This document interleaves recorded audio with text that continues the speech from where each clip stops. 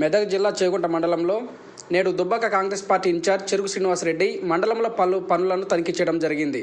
అందులో భాగంగా వడియారం గ్రామంలో 25 లక్షలతో కొత్తగా నిర్మిస్తున్న సీసీ రోడ్లను మరియు ప్రభుత్వం ప్రవేశపెట్టిన గృహజ్యోతి పథకం భాగంగా పలు ఇండ్లకు వెళ్లి జీరో బిల్లులను ఇవ్వడం జరిగింది.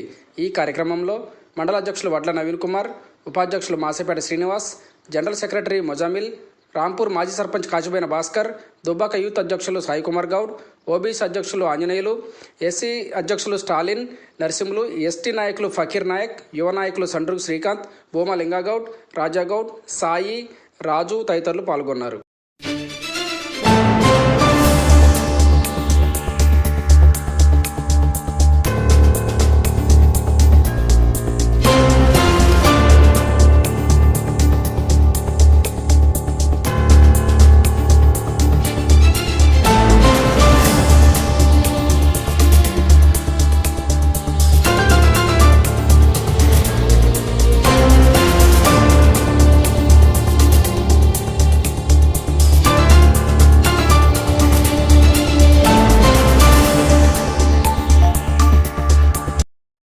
గ్రామ పంచాయతీ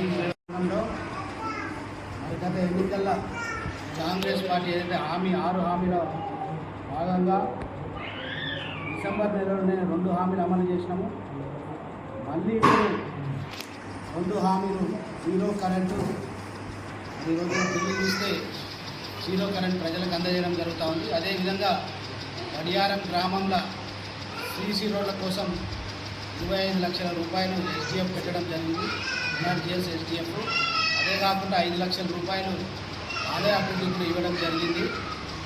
పూర్తిగా చేగుంట మండలంకి 5,25,00,000 రూపాయలు కేవలం ఒక 2 నెలలలోనే అత్యధికంగా నియోజకవర్గంలోనే చేగుంట మండలానికి చేయడం జరిగింది. గతంలో కాంగ్రెస్ ప్రభుత్వంలో ముఖ్యమంత్రి గారు ఉన్నప్పుడు ఏ విధంగా అభివృద్ధి జరిగిందో, గత ప్రభుత్వం 10 ఏళ్ల వివక్షకు గురైన తర్వాత ఇన్ని నిధులు ఒక నెల రోజులు 2 నెలలు తీసుకురావడం ఈ కాంగ్రెస్ పార్టీ ప్రజల పట్లన పేద ప్రజల కోసం సంక్షేమ కార్యక్రమం అమలు చేస్తుందో ఒక చిత్తశుద్ధిని నిరూపిస్తుంది.